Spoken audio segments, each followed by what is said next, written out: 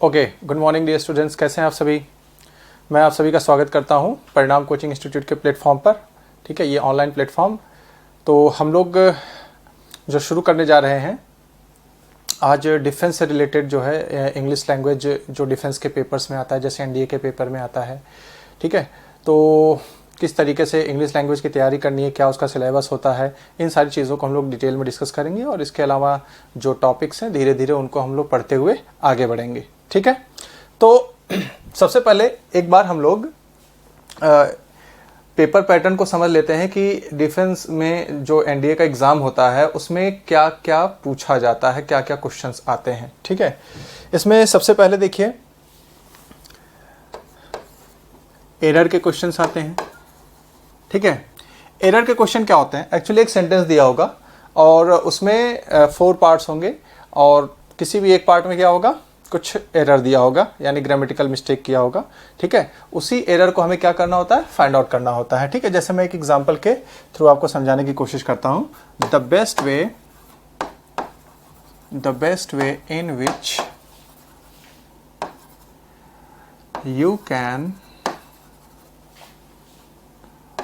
open the bottle is by putting it into hot water first। ये एक sentence दिया होगा। ठीक है, ये तो मैंने कंप्लीट सेंटेंस लिख दिया है, लेकिन इस तरीके से नहीं दिया जाएगा। उसको क्या किया जाएगा, 4 पार्ट्स में डिवाइड कर दिया जाएगा। ये सपोज हो गया फर्स्ट पार्ट, यहाँ पे लिखा होगा ए। ठीक है, ये सपोज हो गया क्या, बी। ठीक है, इस पूरे पार्ट को सपोज हमने क्या बना दिया, सी।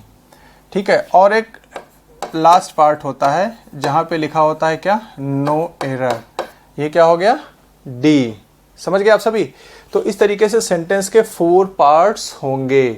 ठीक, अब अगर आपको लगता है कि सेंटेंस में कुछ एरर है तो आप फर्स्ट, सेकंड या थर्ड यानी ए बी सी में से किसी एक पार्ट को चूज कर सकते हैं। ठीक है, जिसमें भी आपको एरर लग रहा होगा। अगर आपको लगता है कि ये सेंटेंस कंप्लीटली करेक्ट है, इसमें कोई एरर नहीं है, तो आप कौन सा ऑप्शन चूज करेंगे, आप चूज करेंगे ऑप्शन डी।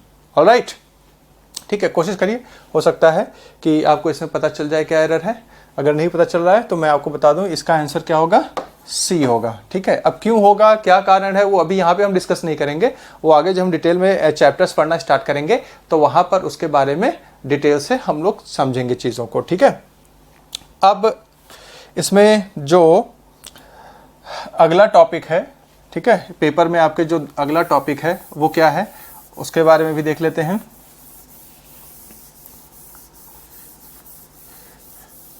ठीक है, सेकंड जो क्वेश्चन आता है वो आता है फिलर्स। ये फिलर्स क्या होते हैं, फिलर्स होते हैं छोटे छोटे सेंटेंस होते हैं जिनमें एक ब्लैंक स्पेस होता है। ठीक है, हर ब्लैंक स्पेस के लिए 4 ऑप्शंस दिए होते हैं। आपको जो है एक सुटेबल ऑप्शन चूज करके वहां पर फिल करना होता है। ठीक है, जैसे कि मैं आपको एक एग्जांपल दूं, he came here dash a car.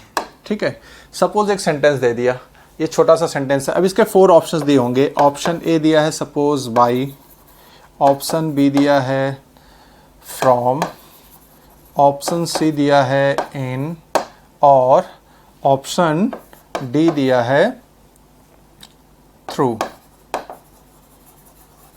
ठीक है, अब इस तरीके से आपको 4 ऑप्शंस दिए होंगे। आप इसमें से कोई एक सुटेबल ऑप्शन चूज करके इस सेंटेंस को कंप्लीट करेंगे। इसे ही कहा जाता है फिलर्स या फिल इन द ब्लैंक्स के क्वेश्चंस। ऑलराइट, ठीक है, तो कोशिश करो इसका आंसर क्या होगा। अगर नहीं आपको पता पड़ रहा है तो मैं आपको इसका आंसर बता देता हूं। इसका आंसर क्या होगा, इन होगा। अब क्यों होगा, जैसे कि आप में से कई लोगों को बाई लग रहा होगा, लेकिन बाई क्या है, रॉन्ग है। अच्छा, इन क्यों होगा, इसको हम लोग डिटेल में डिस्कस करेंगे जब हम लोग जो है प्रीपोजिशन चैप्टर को स्टडी करेंगे। ठीक है, ओके। अगला क्वेश्चन क्या है, थर्ड क्वेश्चन जो होता है वो आता है सिनोनिम्स। फोर्थ क्वेश्चन आता है एंटोनिम्स।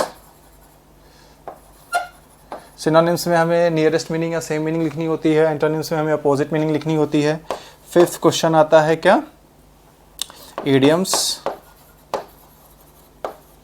6th क्वेश्चन आता है सेंटेंस या फिर पैसेज रीअरेंजमेंट, जिसको आप लोग PQRS के नाम से भी जानते हैं, ठीक है। और 7th क्वेश्चन जो होता है वो क्या है, वो है पैसेज।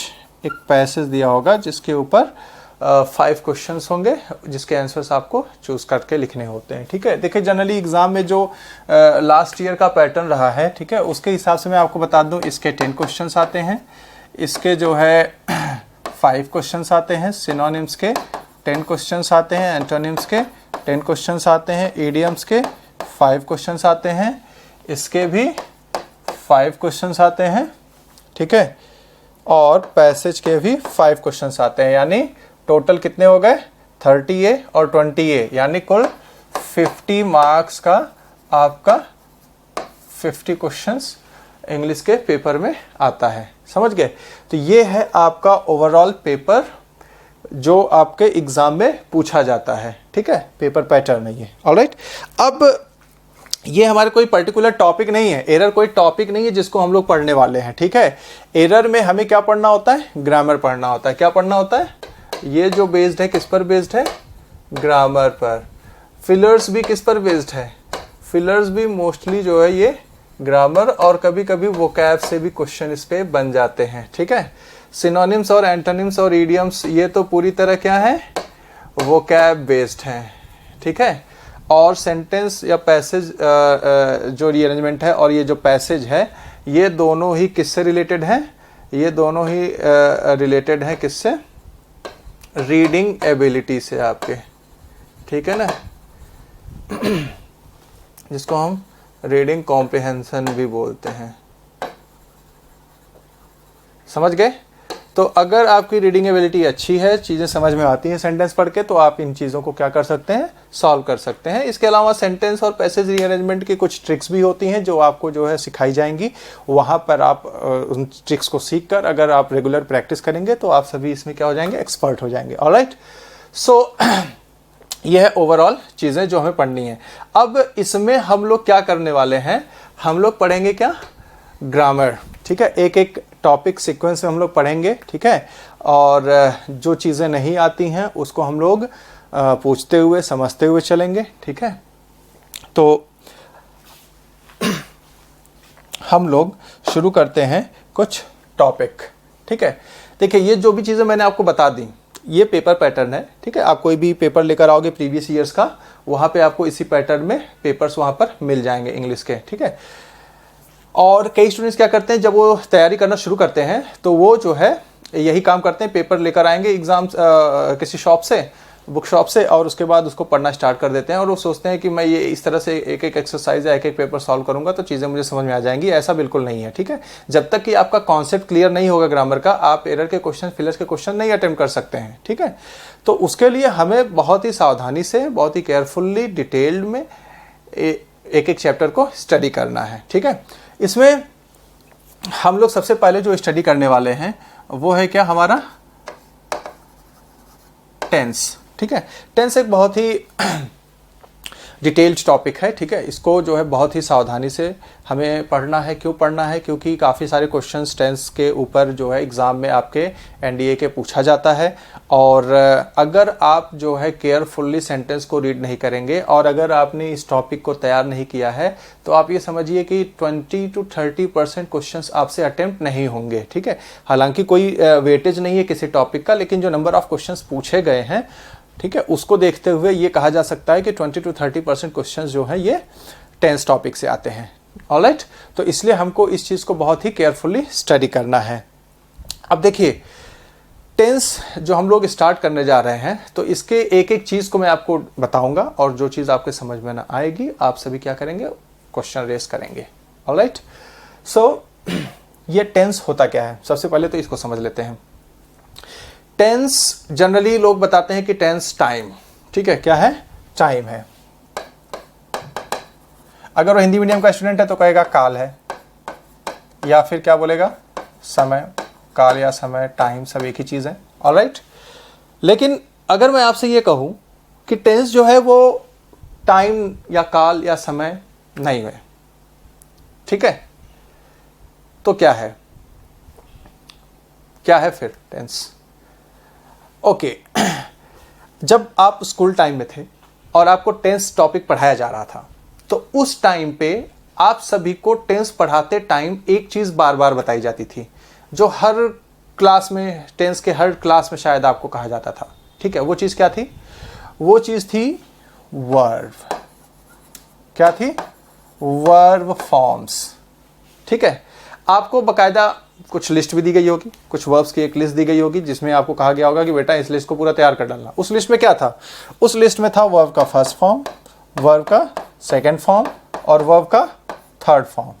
वर्ब का फर्स्ट फॉर्म, वर्ब का सेकंड फॉर्म और वर्ब का थर्ड फॉर्म। यही था ना उस लिस्ट में, कुछ और था, ठीक है। जैसे एक एग्जांपल, गो, वेंट, गॉन, है ना। या फिर मैं कहूं क्या, चूज, चोज, चूजन, राइट। इस तरीके से आपको वहां पे शीट में लिखा मिला था और आप सभी ने क्या किया, उसको मीनिंग के साथ में याद कर लिया, ठीक है। कम, केम, कम, रीड, रेड, रेड, अब इसमें बहुत तरह के वर्ब्स रहे होंगे। ऑलराइट। लेकिन अब हर टेंस में तो हमको पढ़ाया जाता था ये कि बेटा अगर प्रेजेंट टेंस है, प्रेजेंट डेफिनेट टेंस है, तो वहाँ वर्ब का फर्स्ट फॉर्म लगेगा, प्रेजेंट कंटिन्यूअस है तो वर्ब का आईएनजी फॉर्म लगेगा, प्रेजेंट परफेक्ट टेंस है तो वर्ब का थर्ड फॉर्म लगेगा, ठीक है। लेकिन यानी हर टेंस में हमें बताया जा रहा था फॉर्म, ये फॉर्म लगाना, ये फॉर्म लगाना, ये फॉर्म लगाना, लेकिन हमें बताया गया टेंस इज टाइम या समय, ठीक है। ये चीज़ क्या है, पूरी तरह से गलत है। टेंस टाइम या समय नहीं होता है, ठीक है। टेंस होता है वर्ब के फॉर्म की स्टडी। क्या होती है? वर्ब के फॉर्म की study. So tense is basically study of verb forms, ठीक है। लेकिन ये डेफिनेशन भी अधूरी है। ये जो स्टडी ऑफ वर्ब फॉर्म्स है, ये क्या है? सब जगह एक ही लगता है क्या? नहीं, अलग अलग टेंस में अलग अलग तरीके से लगता है। जैसे कि अभी मैंने बताया प्रेजेंट डिफरेंट टेंस में वर्ब का फर्स्ट फॉर्म है, अगर वही पास्ट डिफरेंट टेंस है तो वहाँ वर्ब का सेकंड फॉर्म लगेगा, अगर परफेक्ट टेंस है तो वर्ब का थर्ड फॉर्म लग रहा है, राइट। तो यानी अलग अलग टेंस में अलग अलग, ठीक है। तो वो जो अलग अलग टेंस आपको हम बता रहे हैं, तो study of verb forms with respect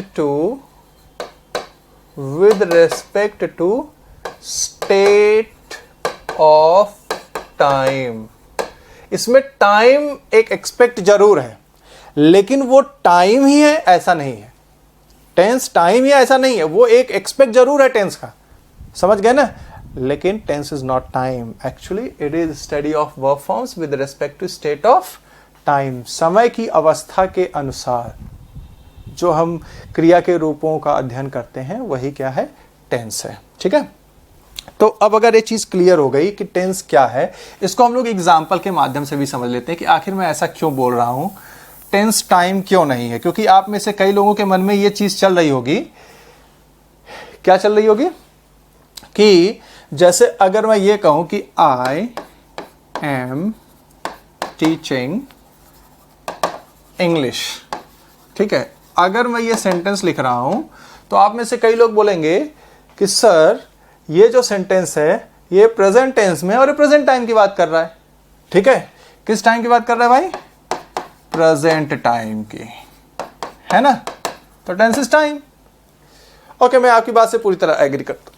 अब जैसे एक दूसरा सेंटेंस कहे, जैसे मैं कहा जाए कि he was playing,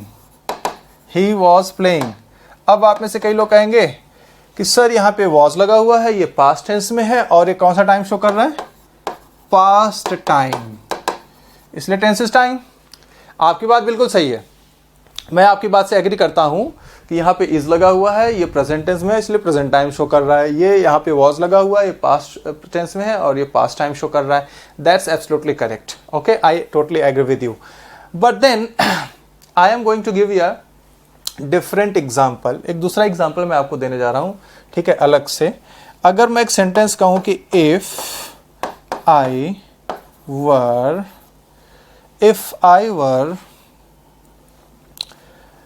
a king of this state,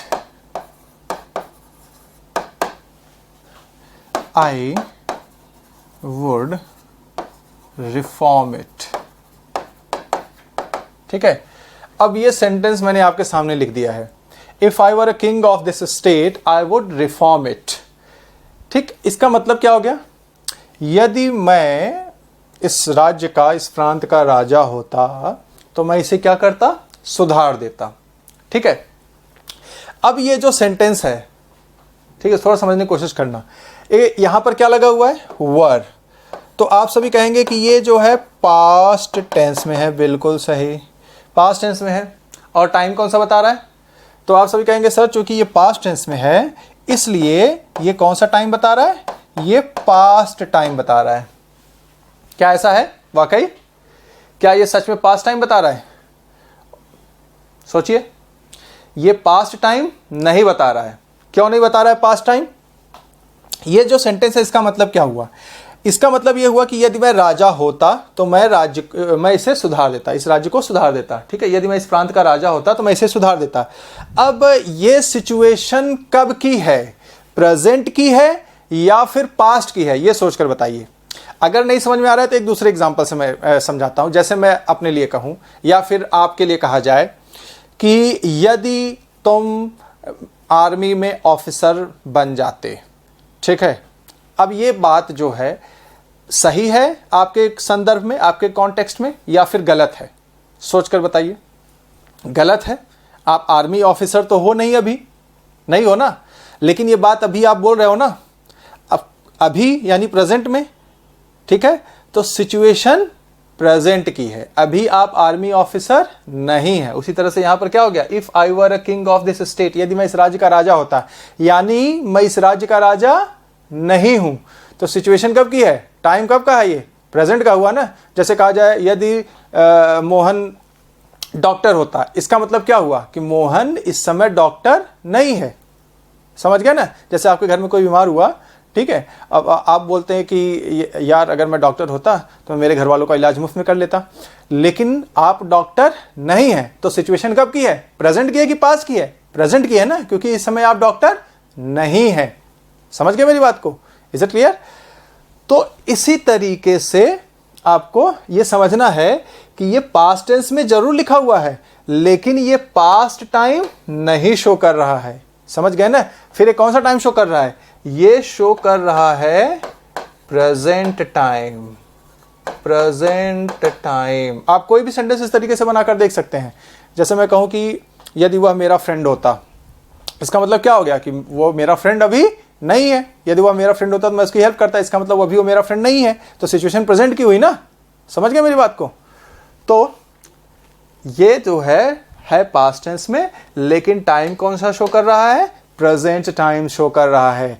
इसीलिए मैं कह रहा हूं, आपको समझाने की कोशिश कर रहा हूं कि tense is actually study of verb forms with respect to state of time, but tense is not time.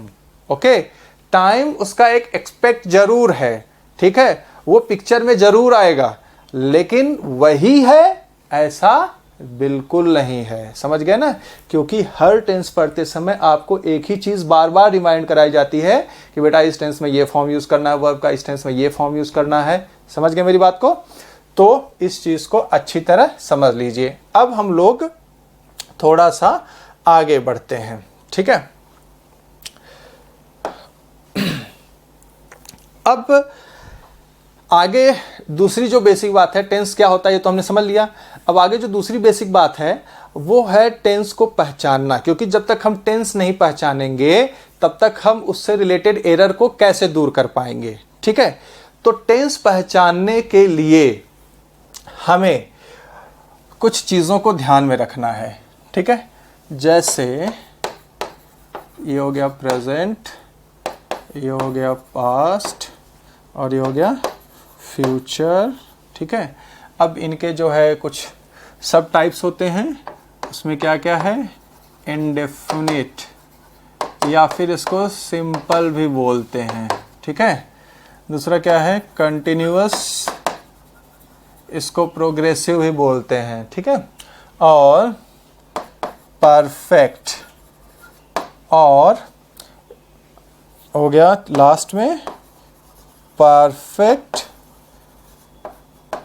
Continuous. Alright, इस तरीके से कुल 12 टेंस हो जाते हैं, 3 ये और 4 इनके सब टाइप्स होते हैं। तो 3 4 जा क्या हो गया, 12 हो गया। अब हर एक की अपनी अलग अलग पहचान है, उस पहचान को जल्दी से हम लोग समझ लेते हैं। अब जैसे इंडेफिनिट टेंस या सिंपल टेंस है तो इसके पहचानने का तरीका है डू, डज या फिर डिड लगा होगा सेंटेंस में तो वो सिंपल या इंडेफिनिट टेंस होगा, या फिर वर्ब का फर्स्ट फॉर्म हो, वर्ब के फर्स्ट फॉर्म में एस या एस लगा हो, या फिर वर्ब का सेकंड फॉर्म लगा हो। अब अगर डू डज आएगा तो वो होगा प्रेजेंट इंडेफिनिट या सिंपल प्रेजेंट, डिड आएगा तो पास्ट इंडेफिनिट या फिर सिंपल पास्ट। सेम उसी तरीके से वर्ब का फर्स्ट फॉर्म या वर्ब के फर्स्ट फॉर्म में एस या एस लगा होगा तो वो होगा प्रेजेंट इंडेफिनिट, ठीक है। और वर्ब का सेकंड फॉर्म होगा तो क्या होगा, पास्ट इंडेफिनिट, ठीक। अब कंटिन्यूअस टेंस की बात कर लेते हैं। कंटिन्यूअस टेंस में क्या आएगा, बी का फॉर्म आएगा। बी का फॉर्म क्या होता है, इज, एम, आर, वॉज, वर, और उसके साथ क्या आएगा, वर्ब का आईएनजी फॉर्म। अब अगर इज, एम, आर आएगा तो उसको हम प्रेजेंट कंटिन्यूअस या प्रेजेंट प्रोग्रेसिव कहेंगे। वॉज, वर प्लस आईएनजी आएगा तो उसको हम लोग पास्ट कंटिन्यूअस या पास्ट प्रोग्रेसिव कहेंगे। अब एक चीज़ आपको यहाँ पे थोड़ा सा ध्यान में रखना है, ध्यान में रखने वाली बात यह है कि कंटिन्यूअस टेंस होने के लिए बी के फॉर्म के साथ आईएनजी आना जरूरी है, ठीक है। अगर दोनों में से सिर्फ कोई एक ही आया होगा तो कंटिन्यूअस टेंस नहीं होगा। कई बार सिर्फ इज, एम, आर लिखा होता है और बच्चे उसको कंटिन्यूअस टेंस समझ लेते हैं, उसके बाद आईएनजी फॉर्म नहीं लगा होता इज, एम, आर, वॉज, वर के बाद, लेकिन वो कंटिन्यूअस नहीं है। इज दैट क्लियर, वो इंडेफिनिट टेंस होगा।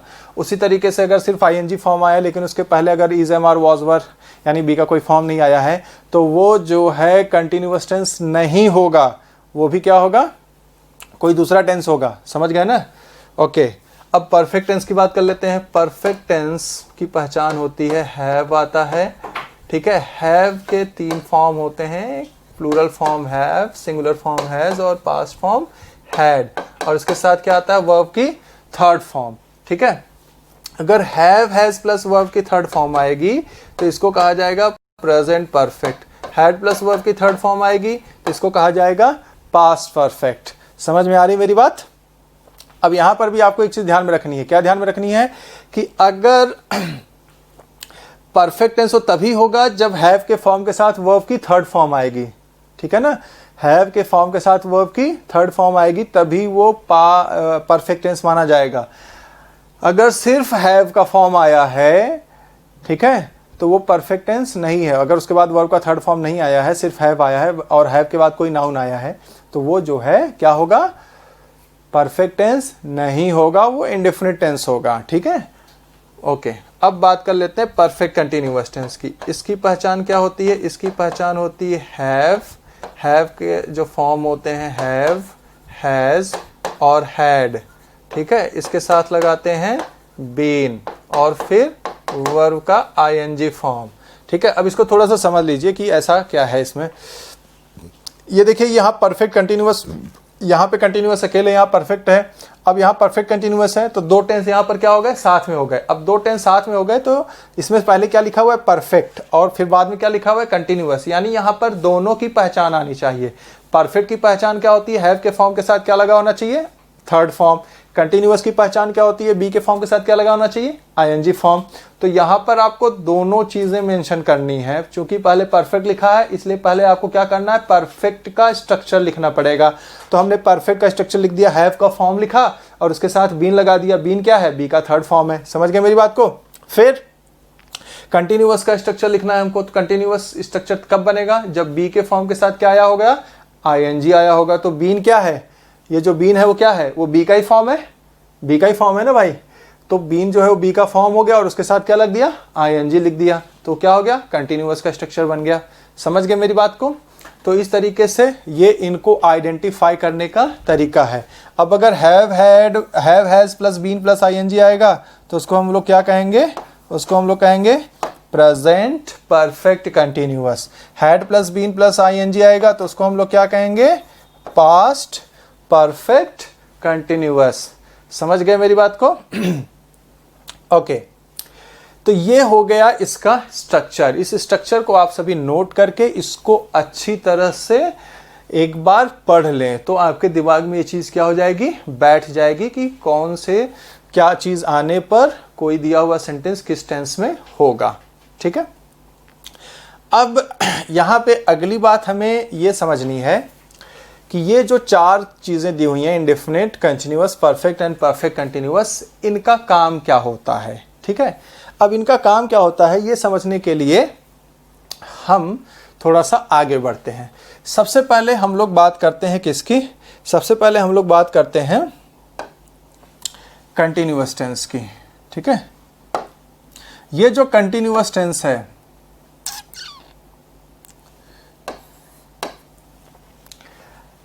ये क्या शो करता है?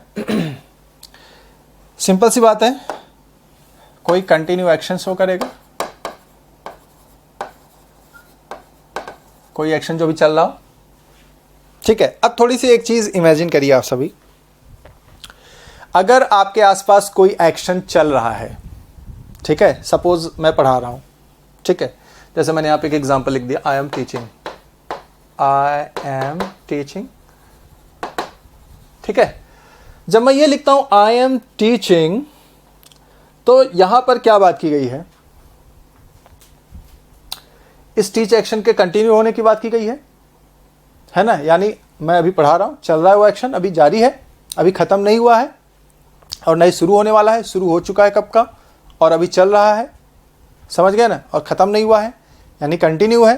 कंटिन्यू इसी चीज को बोलते हैं ना जो शुरू हो चुका है और खत्म नहीं हुआ और चल रहा है। सॉरी, तो कंटिन्यू एक्शन। अब थोड़ा सा इसके आगे बढ़ते हैं कि क्या ये जो टीचिंग एक्शन है थोड़े टाइम में क्या हो जाएगा, कंप्लीट हो जाएगा। अभी मैं पढ़ाना बंद कर दूंगा तो एक्शन क्या हो जाएगा, पूरा हो जाएगा। इसी तरीके से आपके आसपास बहुत सारी चीज़ें होती हैं, जैसे कोई व्यक्ति सपोज नहा रहा है, ठीक है, सपोज आपका भाई बहन जो है नहा रहा है, तो क्या उसका नहाना शुरू हुआ है? नहीं। या उसका नहाना ख़त्म हो गया है? नहीं, अभी वो उस बीच में है, यानी वो चल रहा है। तो अगर उसका नहाना जारी है और थोड़े समय में उसका नहाना क्या हो जाता है, पूरा हो जाता है। समझ रहे हैं मेरी बात को? इसी तरह से सपोज आप खाना खा रहे हैं, तो क्या आपने खाना खाना स्टार्ट किया है या क्या आपका खाना पूरा हो चुका है खाने का? नहीं, आप बीच में हैं, आपका खाना चल रहा है, लेकिन थोड़े टाइम में वो एक्शन जरूर कंप्लीट हो जाएगा।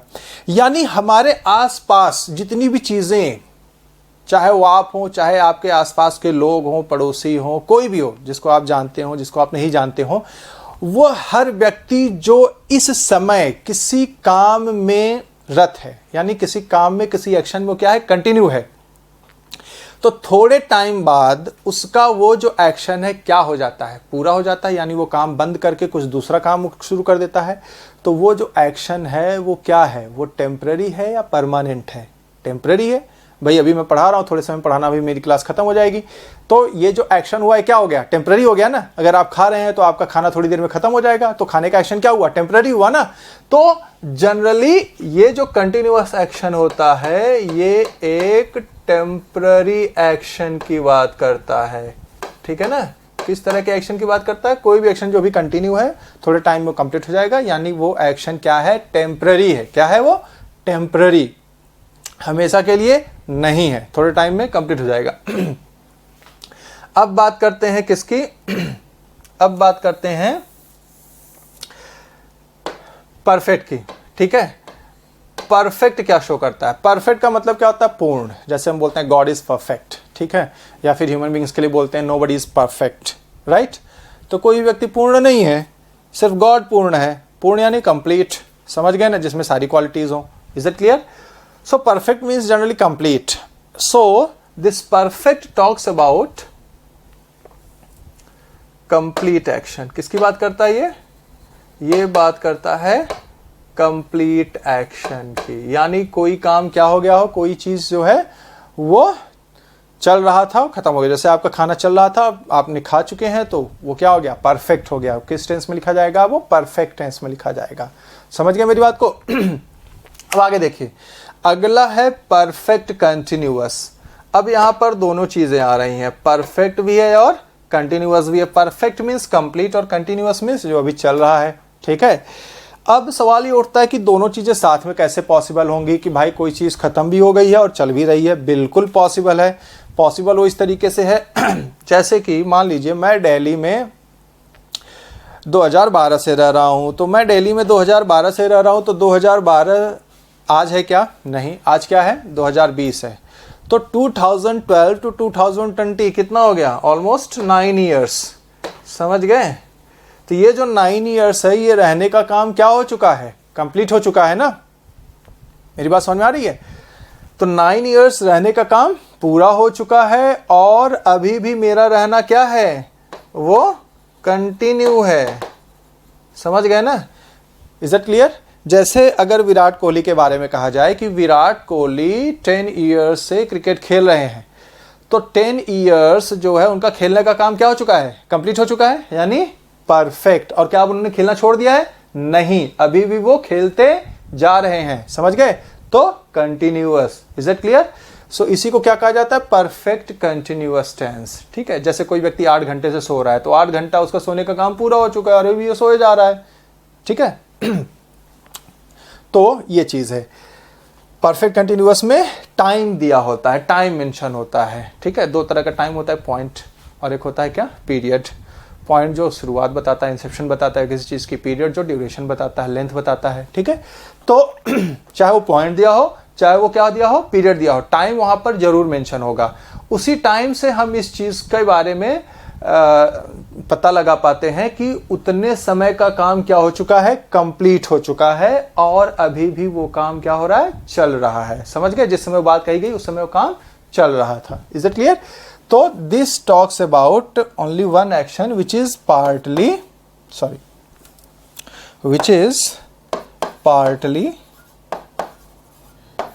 कंप्लीटेड, ठीक है, एंड पार्टली कंटिन्यू। समझ गए मेरी बात को? तो ये वो चीज है, partly completed and partly continue. Okay, now the last tense is indefinite और simple. Now will talk about it. अब हम सभी एक चीज देख पा रहे हैं, इन तीनों टेंसेस से हमने ये समझ पाए कि कंटिन्यूअस जो है वो किसी कंटिन्यू एक्शन की बात करता है जो टेम्पररी है, परफेक्ट जो कंप्लीट एक्शन की बात करता है। परफेक्ट कंटिन्यूअस में एक्शन कंप्लीट भी है कुछ समय के लिए और जिस समय बात कही गई उस समय वो चल भी रहा है। समझ गए? ये चीज है। अब ये इंडेफिनिट क्या है? इंडेफिनिट का मतलब क्या हो गया? अनिश्चित, जिसके बारे में पता ही नहीं है वो चल रहा है कि खत्म हो गया।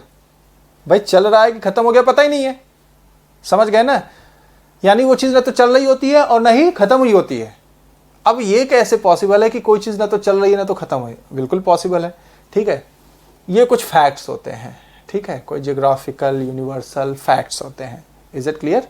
ठीक है, या साइंटिफिक फैक्ट्स होते हैं, या किसी की हैबिट होती है, किसी का रूटीन होता है। ठीक है, कुछ इस तरह की चीजें, किसी की हॉबी होती है, कुछ इस तरह की चीजें। ठीक है, जैसे कि मैं एक एग्जाम्पल कहूं कि the sun rises in the east, सूर्य पूर्व में उगता है। तो क्या इस समय सूर्य उगने का काम कर रहा है? नहीं। और क्या सूर्य उग चुका है, अब नहीं उगेगा? नहीं, दोनों चीजें नहीं है। न तो सूर्य अभी उग रहा है और न ही उसका उगने का काम जो है पूरा हुआ है। समझ गए? तो ये चीज न तो कंटिन्यू है और न ही क्या है, परफेक्ट है। Neither continue nor perfect. ठीक, तो ये जो चीज होगी वो नाइदर कंटिन्यू नॉर कंप्लीट। अब जो चीज न तो कंटिन्यू हो और न ही कंप्लीट हो, वो चीज क्या होगी फिर? वो चीज होगी परमानेंट। क्या होगी? परमानेंट। हमेशा के लिए होगी वो। आप कोई भी इस तरह का एग्जांपल देख लीजिए, जैसे मैं कहूँ क्या, water boils at 100 degree Celsius, तो जब मैं ये बात बोलता हूँ तो क्या इसमें पानी उबल रहा है? नहीं उबल रहा है, समझ गए? और क्या उसका उबलने का काम पूरा हो चुका है? बिल्कुल नहीं। लेकिन हम जब भी वाटर को बॉयल करेंगे वो क्या होगा, उसका बॉइलिंग पॉइंट क्या है? 100 डिग्री सेल्सियस होता है, यानी वो चीज़ क्या है? परमानेंट है। समझ गए मेरी बात को? तो इस तरीके से ये जो टेंसेस हैं ये इनका अलग अलग फंक्शन है, ये अलग अलग चीज़ें शो करते हैं, ठीक है। और कई बार एग्जाम में इनके फंक्शंस को लेकर क्या आता है? एरर आता है, ठीक है। आगे हम लोग डिटेल में एक एक चीज़ को क्या करेंगे? स्टडी करेंगे और देखेंगे कि कोई पर्टिकुलर टेंस से किस तरह के क्वेश्चंस आते हैं और हमें उसे किस तरीके से टैकल करना है, यानी उससे रिलेटेड एरर्स को हमें ढूंढना है, ठीक है। तो हम लोग आगे बढ़ेंगे। आगे हम लोग जो अपना सबसे पहला टेंस पढ़ेंगे वो है क्या? प्रेजेंट इंडेफिनिट टेंस या सिंपल प्रेजेंट टेंस। लेकिन उससे पहले मैं आपको कुछ एक चीज़ें और बता दूं, कुछ बेसिक बातें, जैसे कई बच्चे इसके बारे में पूछते रहते हैं। जैसे यहाँ पे वर्ब के फर्स्ट फॉर्म में SIS है या डू या डज है, तो कहाँ डू लगता है, कहाँ डज लगता है, कहाँ वर्ब का फर्स्ट फॉर्म लगता है, कहाँ वर्ब के फर्स्ट फॉर्म में SIS लगता है, ठीक है। इसके बारे में भी मैं आपको थोड़ा सा जानकारी दे देता हूँ, ठीक है। देखिए, दो तरह के सब्जेक्ट होते हैं। सब्जेक्ट दो तरह के होते हैं, एक होता है सिंगुलर सब्जेक्ट और एक होता है क्या? प्लूरल सब्जेक्ट, ठीक है। हमारे इंग्लिश लैंग्वेज का एक रूल है कि सिंगुलर सब्जेक्ट के साथ क्या लगेगा? सिंगुलर वर्ब, ठीक है। और प्लूरल सब्जेक्ट के साथ क्या लगेगा? Plural verb. ये सिंटेक्स का एक बहुत ही फंडामेंटल रूल है, ठीक है, यानी सब्जेक्ट वर्ब एग्रीमेंट का एक बहुत ही फंडामेंटल रूल है कि सिंगुलर सब्जेक्ट तो सिंगुलर वर्ब, प्लूरल सब्जेक्ट तो प्लूरल वर्ब। अब सिंगुलर सब्जेक्ट कौन सा होता है और प्लूरल सब्जेक्ट कौन सा होता है, और उसी तरीके से आइडेंटिफाई करेंगे कि सिंगुलर वर्ब कौन सा होता है और प्लूरल वर्ब कौन सा होता है। तो देखिए, यहां पे मैं लिख रहा हूं, जो सिंगुलर सब्जेक्ट होता है, सिंगुलर सब्जेक्ट, ठीक है, ये क्या होता है? ये होता है ही, शी, इट और अ सिंगल नेम, कोई सिंगल नेम या नाउन, नाउन में लिख दे रहा हूं, ठीक है।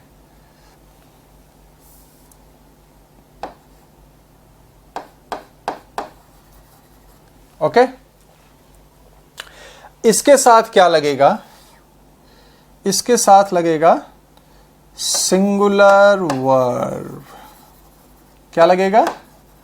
Singular verb. अब ये सिंगुलर वर्ब क्या होता है? सिंगुलर वर्ब होता है डज। अगर प्रेजेंट डेफिनिट टेंस में है तो क्या लगेगा? डज। कंटिन्यूअस टेंस में है तो इज, या फिर हैज, या फिर वॉज, या फिर वर्ब के फर्स्ट फॉर्म में एस या ईएस। ये सारे क्या है? सिंगुलर वर्ब है। तो जब भी आपसे कभी ये कहा जाए कि भाई सिंगुलर वर्ब लगेगा यहाँ पे, तो इसका मतलब सब्जेक्ट सिंगुलर है और ये सिंगुलर वर्ब टेंस के हिसाब से आपको चूज करना है, ठीक है। और प्लूरल सब्जेक्ट क्या होता है उसको भी देख लीजिए। प्लूरल सब्जेक्ट क्या होता है? प्लूरल सब्जेक्ट में क्या आता है? वी, यू, दे और प्लूरल नाउन या प्लूरल नेम। समझ गए ना? एक से ज़्यादा नाउन अगर एक साथ लेके गए हैं तो इन सब के साथ क्या लगेगा? प्लूरल वर्ब लगेगा। अब प्लूरल वर्ब क्या होता है भाई, वो देख लीजिए। प्लूरल वर्ब क्या होते हैं, ठीक है। प्लूरल वर्ब होता है डू, आर, हैव, वर, और वर्ब का फर्स्ट फॉर्म, ये सभी क्या है, प्लूरल वर्ब हैं। तो जब आपसे ये कहा जाए कि प्लूरल वर्ब लगेगा, इसका मतलब क्या हुआ, इसका मतलब ये हुआ कि सब्जेक्ट हमारा प्लूरल है, इनमें से कुछ एक है और उसके साथ प्लूरल वर्ब लगेगा। अब यहाँ पे थोड़ा सा आई के बारे में भी डिस्कस कर लेते हैं। आई क्या होता है, ठीक है, इसके साथ प्लूरल और सिंगुलर दोनों वर्ब लगते हैं, ठीक है, लेकिन अलग अलग टेंसेस में। जैसे ये अगर प्रेजेंट इंडेफिनिट टेंस में है तो डू लेता है, प्रेजेंट कंटिन्यूअस टेंस में है तो क्या लगेगा, इसके साथ एम लगेगा, और वही पास्ट कंटिन्यूअस टेंस में है तो सिंगुलर वर्ब वॉज लगता है। समझ गए ना, इज इट क्लियर? तो और अगर वो परफेक्ट टेंस है तो इसके साथ क्या लगेगा, हैव लगेगा। Is it clear? तो ये चीज़ें आपको समझ लेनी है। इसके अलावा और जो भी वर्ब्स, हेल्पिंग वर्ब्स मैंने यहाँ पर नहीं लिखे हैं, जैसे ये सारे हेल्पिंग वर्ब हैं और भी कई सारे हेल्पिंग वर्ब जैसे can, could, may, might, would, should, must, यानी मॉडल्स, ठीक है। तो इन वर्ब्स को छोड़ के बाकी और जो भी हेल्पिंग वर्ब्स हैं वहाँ सिंगुलर या प्लूरल देखने की ज़रूरत नहीं होती है। Is it clear? जैसे मैंने इसमें हैड नहीं लिखा है, तो हैड के लिए आपको सिंगुलर सब्जेक्ट या प्लूरल सब्जेक्ट देखने की ज़रूरत नहीं है। Will, shall, can, could, may, might, would, should, must, इन सब के लिए भी आपको कोई सिंगुलर या प्लूरल सब्जेक्ट देखने की ज़रूरत नहीं है, ठीक है।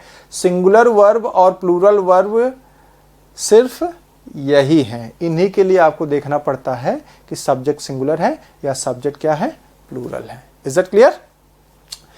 तो ये तो हो गया क्या कि सिंगुलर सब्जेक्ट और प्लूरल सब्जेक्ट कौन से होते हैं जिनके साथ हम लोग सिंगुलर वर्ब या प्लूरल वर्ब लगाएं, या कहाँ पे वर्ब में ऐसे यस लगाएं, कहाँ नहीं लगाएं।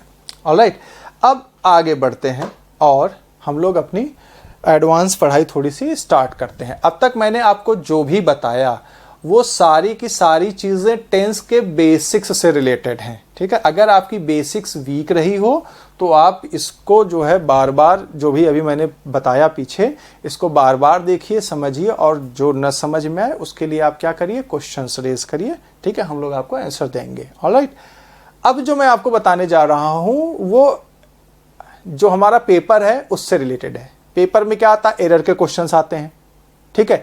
अब वो एरर के क्वेश्चंस इनसे नहीं बनेंगे, पहचानने से एरर्स आप नहीं ढूंढ पाएंगे, ठीक है।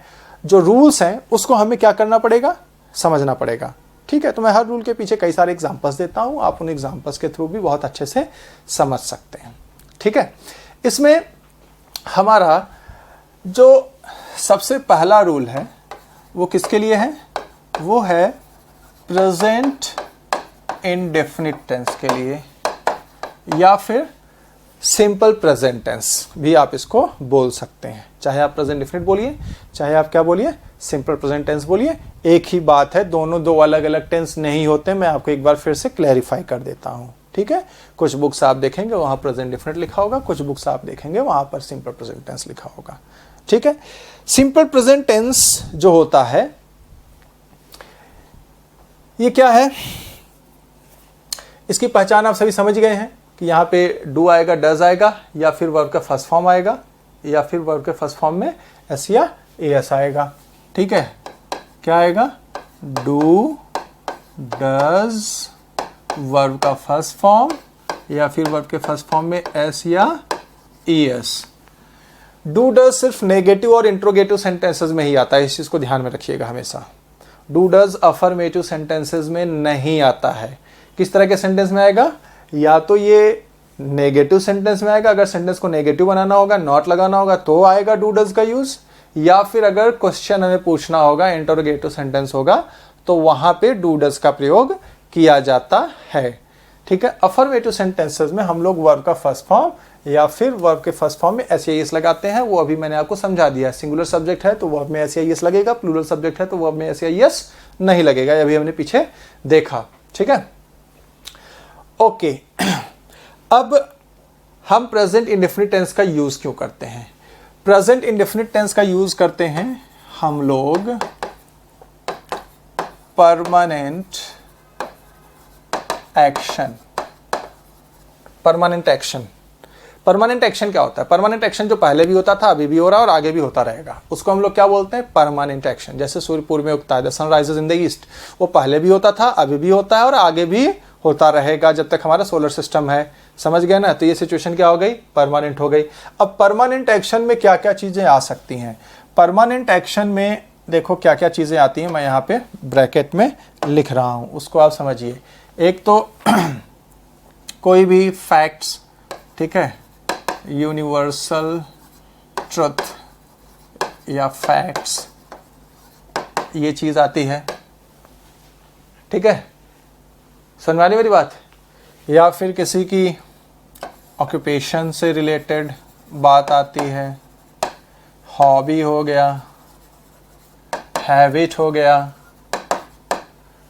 राइट। ये सारी चीज़ें क्या हैं, परमानेंट है। अब यूनिवर्सल ट्रूथ या फैक्ट्स मैंने लिख दिया, उसमें साइंटिफिक, जियोग्राफिकल, ठीक है ना, ये सारी चीज़ें उसमें क्या हो जाती हैं, आ जाती हैं। बाकी ऑक्यूपेशन हो गया किसी का, हॉबी हो गई, हैबिट हो गया, ये सारी चीज़ें क्या हैं, परमानेंट एक्शन। समझ गए। अब इसको हम लोग एग्जाम्पल के माध्यम से समझते हैं, लेकिन एग्जाम्पल लेने से पहले मैं आपको एक दूसरी चीज़ और बता दूं, ठीक है, वो है क्या, प्रेजेंट कंटिन्यूअस, क्योंकि सबसे पहले हम इन्हीं दोनों में थोड़ा सा कंपैरिजन करेंगे, ठीक है। प्रेजेंट कंटिन्यूअस, अब प्रेजेंट कंटिन्यूअस टेंस में क्या होता है, इसकी क्या पहचान है, ठीक है भाई, ये परमानेंट हो गया, इसकी पहचान हो जाएगी इज, एम, आर के साथ वर्ब में आईएनजी, ये इसकी पहचान हो गई। यूज़ कहाँ करते हैं, यूज़ कहाँ करते हैं बताइए, यूज़ हम लोग करते हैं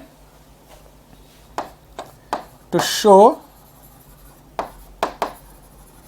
temporary action going on around us. कोई भी टेम्पररी एक्शन जो चल रहा है हमारे चारों तरफ, उसको दिखाने के लिए, टेम्पररी एक्शन के बारे में मैंने डिस्कस किया था, जो अभी चल रहा है थोड़े समय में वो क्या हो जाए, खत्म हो जाए, उसको क्या कहा जाता है, टेम्पररी एक्शन कहा जाता है। समझ गए मेरी बात को। तो ये जो है present continuous tense, to show temporary action going on around us, temporary action दिखाने के लिए जो हमारे चारों तरफ क्या हो रहा है, चल रहा है। समझ गए ना, ओके। अब इन दोनों में हम लोग थोड़ा सा क्या करेंगे, कंपैरिजन करेंगे, एग्जाम्पल्स के थ्रू समझने की कोशिश करेंगे। कंपैरिजन का मतलब एग्जाम्पल्स के थ्रू समझने की कोशिश करेंगे कि कहां पे प्रेजेंट डेफिनिट होना चाहिए और कहां पर प्रेजेंट कंटिन्यूअस टेंस होना चाहिए, ठीक है। आइए समझते हैं। अब जैसे अगर मैं एक सेंटेंस ये कह दूं कि water is boiling at 100 degree Celsius, ये एक सेंटेंस आ गया, water is boiling at 100 degree Celsius. अब ये सेंटेंस सही है या गलत है, ये हमें थोड़ा सा समझना पड़ेगा, ठीक है। तो सबसे पहले यहां पर हमें यह देखना है कि टेंस कौन सा है, इज आया हुआ है और उसके साथ क्या आया हुआ है, आईएनजी आया हुआ है। इसका मतलब टेंस कौन सा है, यह टेंस है प्रेजेंट कंटिन्यूअस टेंस। समझ गए। और प्रेजेंट कंटिन्यूअस टेंस क्या शो करता है, प्रेजेंट कंटिन्यूअस टेंस शो करता है टेम्पररी एक्शन, यानी अभी वैसा हो रहा है, बाद में भी वैसा हो ये जरूरी नहीं है, और पहले भी वैसा होता था ये जरूरी नहीं है, ठीक है।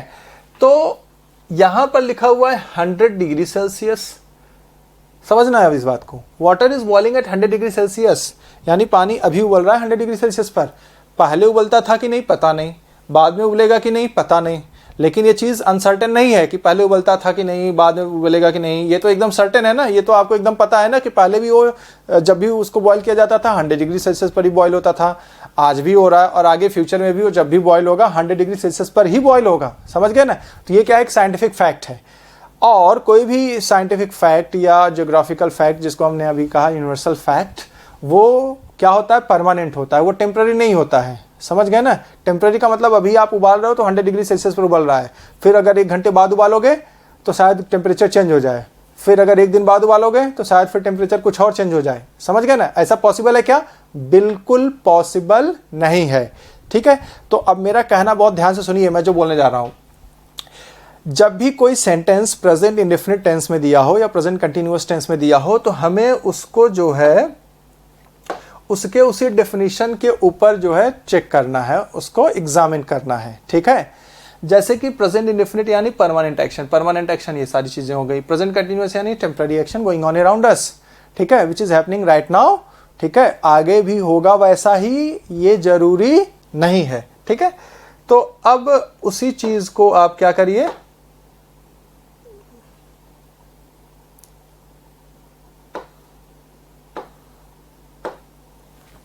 उसी चीज को आप इस सेंटेंस के ऊपर जो है एग्जामिन करके देखिए। ये प्रेजेंट कंटिन्यूअस टेंस में लिखा हुआ है, जबकि एक साइंटिफिक फैक्ट है 100 डिग्री सेल्सियस पर वो पहले भी उबलता था, आज भी उबलेगा और आज से 100 साल बाद भी उबलेगा। Is that clear? यानी ये हमेशा के लिए है। So this is permanent situation. Permanent situation है तो ये जो सेंटेंस है वो ग्रामेटिकली क्या हुआ, रॉन्ग हुआ। रॉन्ग हुआ तो अब इसको सही कैसे कर सकते हैं? अब ये प्रेजेंट कंटिन्यूअस में दिया है तो इसको अगर ये परमानेंट है तो इसको हम किस में चेंज कर लेंगे? इसको हम चेंज कर लेंगे प्रेजेंट इंडेफिनिट में। किस में चेंज कर लेंगे? प्रेजेंट इंडेफिनिट में। प्रेजेंट इंडेफिनिट में चेंज करने के लिए हमें क्या करना पड़ेगा? सब्जेक्ट दिया हुआ है, उसके साथ हमें क्या लगाना है? वर्ब की फर्स्ट फॉर्म। अब वाटर क्या है? सिंगुलर है, तो वर्ब की फर्स्ट फॉर्म हो गई बॉयल। अब वाटर क्या है? सिंगुलर है, तो उसके साथ क्या लगेगा? SAIS, यहाँ पे S लग जाएगा। समझ गए मेरी बात को? ठीक है, ये एक चीज हो गई। अब इसी एग्जाम्पल में हम लोग थोड़ा सा एक बदलाव करते हैं। देखिए दूसरा सेंटेंस अगर मैं लिखूं, वाटर बॉयल्स, सिर्फ 2 वर्ड का ये सेंटेंस है, वाटर बॉयल्स। ठीक है, ये जो चीजें मैं आपको बता रहा हूं ये आपको मैं प्रेजेंट इंडेफिनिट टेंस और प्रेजेंट कंटिन्यूअस टेंस में डिफरेंस कैसे करेंगे ये बताने के लिए कर रहा हूं। समझ गए ना? इसलिए इसको बहुत ही ध्यान से समझने की कोशिश करिए आप सभी। ये जो सेंटेंस मैंने यहां पर लिखा है वाटर बॉयल्स, बॉयल्स वर्ब का फर्स्ट फॉर्म है, इसका मतलब ये कौन सा टेंस हो गया? ये हो गया प्रेजेंट इंडेफिनिट टेंस हो गया। ऑलराइट, अब अगर ये प्रेजेंट इंडेफिनिट टेंस हो गया तो हम लोग अब कैसे समझें कि ये सेंटेंस प्रेजेंट इंडेफिनिट टेंस में लिखा हुआ है वो सही है या फिर ये गलत है और इसका टेंस में हमें बदलाव करना होगा। तो उसके लिए हमें क्या करना होगा? उसके लिए हमें फिर से कहाँ जाना पड़ेगा? हमें इसके डेफिनेशन को देखना पड़ेगा। ठीक है, present indefinite tense shows permanent action, permanent action समझ में आ रहा है सबको, जो हमेशा के लिए हो। और प्रेजेंट कंटिन्यूअस टेम्पररी एक्शन, जो अभी हो रहा हो बाद में होगा कि नहीं होगा पता नहीं। ठीक है, अब आ जाते हैं इस एग्जाम्पल पे। ठीक है, वाटर बॉयल्स ये हमारा एग्जाम्पल हो गया। इंडेफिनिट टेंस है यानी परमानेंट है, यानी पानी हमेशा उबलता रहता है। Is it possible? पानी हमेशा उबलता रहता है क्या? मेरे सामने पानी रखा है, क्या उबल रहा है? नहीं। नदियों में, तालाब में, कुओं में, समुद्र में पानी है, क्या उबल रहा है? क्या बॉयल हो रहा है? नहीं। पानी तभी उबलता है जब कोई पर्सन उसको बर्नर पे रख के क्या करेगा? बॉयल करेगा, तभी वो बॉयल होगा, अदरवाइज वो बॉयल नहीं होगा। यानी जब तक उसको हीट नहीं दी जाएगी तब तक वो बॉयल नहीं होगा। ठीक है, यानी ये चीज परमानेंट नहीं है। अगर ये परमानेंट होगा तो पानी हमेशा उबलता रहेगा, which is not possible at all. Alright, so this is a wrong sentence. गलती क्या है? यहां बॉयल्स नहीं होना चाहिए था। क्या अब इस चीज से तो क्लियर हो गया कि प्रेजेंट इंडेफिनिट नहीं है, तो इसका मतलब क्या है? हो सकता है कोई व्यक्ति बर्नर पे रख के उसको बॉयल कर रहा है, तो it is a temporary situation. अभी बॉयल हो रहा है आपकी आंखों के सामने। जैसे घर में हम पानी वगैरह उबाल रहे होते हैं तो लोग बोलते हैं ना भाई पानी उबल रहा है, गैस बंद कर दो, तो हम जो है बंद कर देते हैं अगर उबलने लगता है। तो यहाँ पर क्या होना चाहिए था फिर? Water is boiling. ठीक है, अब आप में से कई लोग ये पूछेंगे तो फिर यहाँ पे क्या गलती थी? यहीं पे, यहाँ पर भी रहने दिया होता फिर वाटर इज बॉइलिंग। बिल्कुल सही क्वेश्चन है आपका। यहाँ पर हम इसलिए नहीं रहने दे सकते क्योंकि उसके साथ हमने यहाँ पर क्या लगा रखा है? एट 100 डिग्री सेल्सियस, यानी उसका बॉइलिंग पॉइंट लगा रखा है, जो कि एक साइंटिफिक फैक्ट है। यहाँ पर कोई बॉइलिंग पॉइंट मैंने लिखा है क्या वाटर का? नहीं। अगर यहाँ पे लिखा होता 100 डिग्री सेल्सियस तो सेंटेंस मेरा क्या होता? बिल्कुल सही होता। ठीक है, लेकिन नहीं लिखा हुआ है। और उबलते रहना पानी का परमानेंट नेचर नहीं है। समझ गए ना? Is it clear? 100 degree Celsius पर उबलना ये परमानेंट नेचर है, लेकिन हमेशा वो उबलते ही रहेगा ये परमानेंट नेचर नहीं है। अगर हमेशा उबलता रहता पानी तो हमारे आसपास रखा हुआ जो भी पानी हमारे घर में जिससे हम नहाते धोते खाते पीते हैं वो उबलता ही रहता, तब तो हम जल जाते ना। भाई मुझे प्यास लगी, मैंने पानी पी लिया तो मैं जल जाता ना। Is it clear? हमें नहाना होता है, हम जाते उसमें से उबलता हुआ पानी गिरता, हम क्या होते? जल जाते ना, राइट? तो it is not permanent nature of water, so this should be in continuous tense, so that is why water is boiling is our correct sentence. Got my point everybody? Okay, अगर ये बात समझ में आ गई है तो हम एक दूसरे एग्जाम्पल से भी इसको समझने की कोशिश करते हैं। ठीक है, फॉर एग्जाम्पल आप सभी हमारे इंडिया के एक बहुत ही अच्छे ऑथर हैं, ठीक है, चेतन भगत जी। आइए उनके बारे में थोड़ा सा देख लेते हैं, उनसे रिलेटेड एग्जाम्पल कर लेते हैं।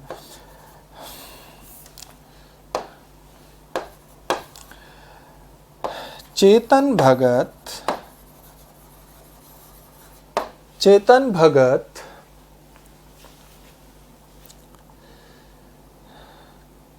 is writing novels। अब ये सेंटेंस राइट है कि रॉन्ग है, ये हमें क्या करना है, समझना है। ठीक है, ये मैं सिंपल सेंटेंस दे रहा हूँ, वो भी आपको समझाने के पॉइंट ऑफ व्यू से। इसके बाद हम लोग देखेंगे कि किस तरह के एग्जाम्पल जनरली सेंटेंस से पूछे जाते हैं, टेंस से पूछे जाते हैं एग्जाम में। चेतन Bhagat is writing novels, is लगा हुआ है और आईएनजी लगा हुआ है, इज राइटिंग, यानी टेंस कौन सा हो गया, ये हो गया टेंस प्रेजेंट कंटिन्यूअस टेंस, क्योंकि प्रेजेंट कंटिन्यूअस की पहचान वही है। ठीक है, इज एमआर के साथ क्या आना चाहिए, आईएनजी, तो इज आ गया है और उसके साथ आईएनजी आ गया, प्रेजेंट कंटिन्यूअस टेंस हो गया। अब यहाँ पर हमें ये देखना है कि क्या ये जो लिखा हुआ सेंटेंस है, चेतन भगत इज राइटिंग नॉवेल्स, क्या ये प्रेजेंट कंटिन्यूअस टेंस में सही है। तो उसके लिए हमें थोड़ा सा अगल बगल भी देखना पड़ेगा। पढ़ने में आपको ये सेंटेंस एकदम सही लग रहा होगा, चेतन भगत इज राइटिंग नॉवेल्स, लेकिन जो हमेशा पढ़ने में मतलब आपके हिसाब से सही हो ऐसा जरूरी नहीं है। तो इसके लिए अब हमें क्या करना पड़ेगा, हमें थोड़ा आगे नजर डालनी पड़ेगी। आगे क्या लिखा हुआ है, नॉवेल्स। ठीक है, नॉवेल्स यानी कई सारे नॉवेल्स, समझना मेरी बात को। Chetan Bhagat is writing novels, present continuous क्या शो करता है, कंटिन्यू एक्शन, यानी अभी जो चल रहा है। ठीक है, इसका मतलब ये हो गया कि नॉवेल्स लिखने का काम अभी चल रहा है, यानी कई सारे नॉवेल्स वो अभी लिख रहे हैं। तो is it possible for a person or an author to write many books at a time, क्या ये किसी नॉवेलिस्ट के लिए, किसी ऑथर के लिए कई सारी स्टोरी नॉवेल्स की सोच सोचकर एक बार में लिखना पॉसिबल है। आप खुद सोचकर देखिए, पॉसिबल है क्या ऐसा, बिल्कुल पॉसिबल नहीं है। एक टाइम पे कोई भी ऑथर एक ही नॉवेल की स्टोरी सोच सोच के लिख रहा होता है। जब वो नॉवेल कंप्लीट हो जाता है तब जाके वो कोई दूसरी स्टोरी पे कोई दूसरा नॉवेल लिखता है, लेकिन एट अ टाइम कई सारे नॉवेल्स की स्टोरी सोचकर नहीं लिखी जा सकती है। इस तरह से तो वो किसी भी नॉवेल को कंप्लीट कर ही नहीं पाएगा। समझ गए मेरी बात को। तो this is a wrong sentence, this is a wrong sentence, क्योंकि ये चीज पॉसिबल नहीं है। तब अब इसको सही कैसे करें, चूंकि यहां नॉवेल्स लिखा हुआ है तो एक टाइम पे कई सारे नॉवेल्स नहीं लिखे जा सकते हैं। ठीक है ना, तो इसका मतलब इसको हम इंडेफिनिट टेंस में शो करेंगे। इंडेफिनिट टेंस में इसलिए शो करेंगे क्योंकि चेतन भगत के लिखने मतलब उनका पेशा है ये, और ऑक्यूपेशन मैंने यहां पे आपको बताया था ना। ठीक है, कहां गया, ये रहा। ऑक्यूपेशन क्या होता है, परमानेंट एक्शन होता है।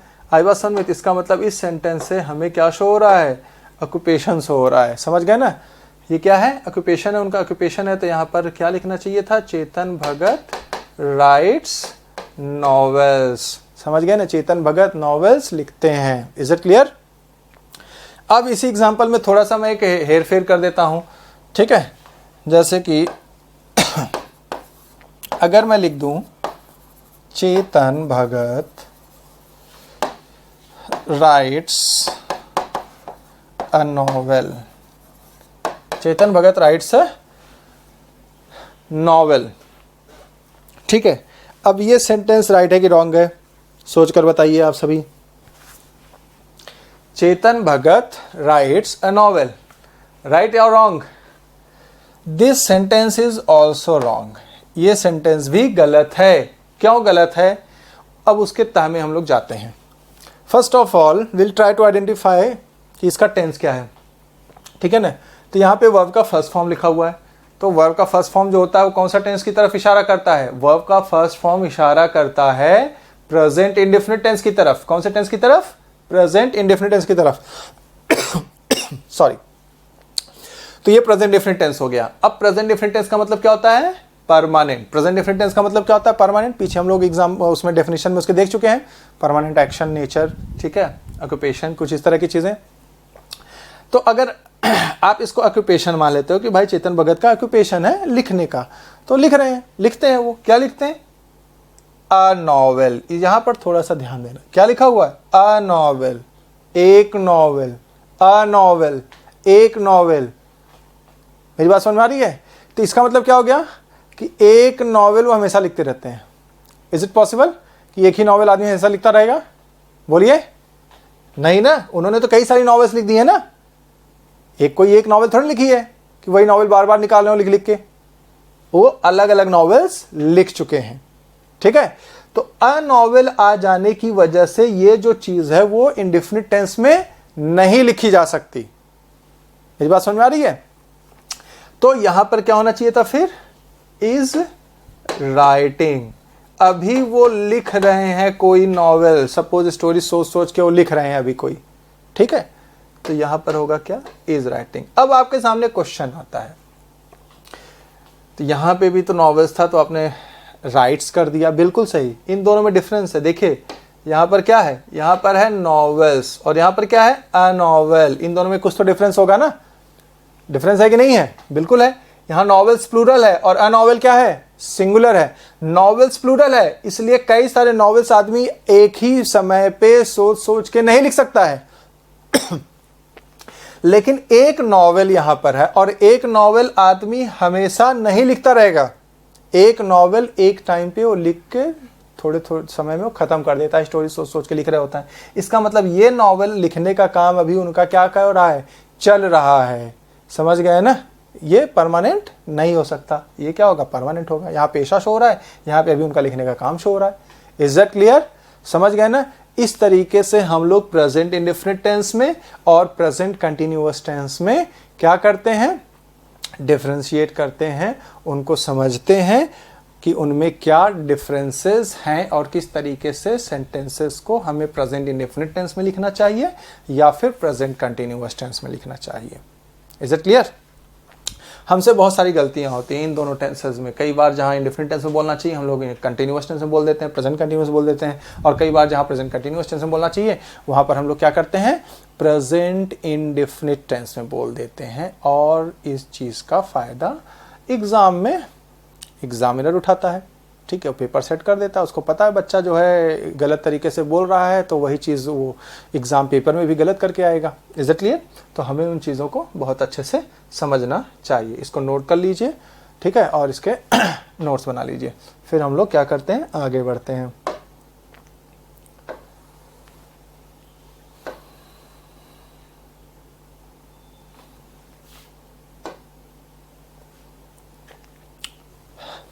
ओके, तो आज के लिए फ़िलहाल हम लोग क्या करते हैं, इस क्लास में हम लोग इतना ही स्टडी करते हैं, ठीक है। ये जो भी बातें मैंने आज आपको बताई इसको आप लोग जो है अपने नोटबुक में नोट करिए, इसको समझिए, और जो चीज़ न समझ में आए उसके क्वेश्चंस आप लोग जो है भेजिए, उसका आपको जो है सही तरीके से पूरा डिटेल में डिस्क्राइब किया जाएगा आंसर। ऑलराइट, आज के लिए फ़िलहाल इतना ही करते हैं। Thank you very much. अगली क्लास में हम लोग यहीं से क्या करेंगे, कंटिन्यू करेंगे। Bye bye, take care.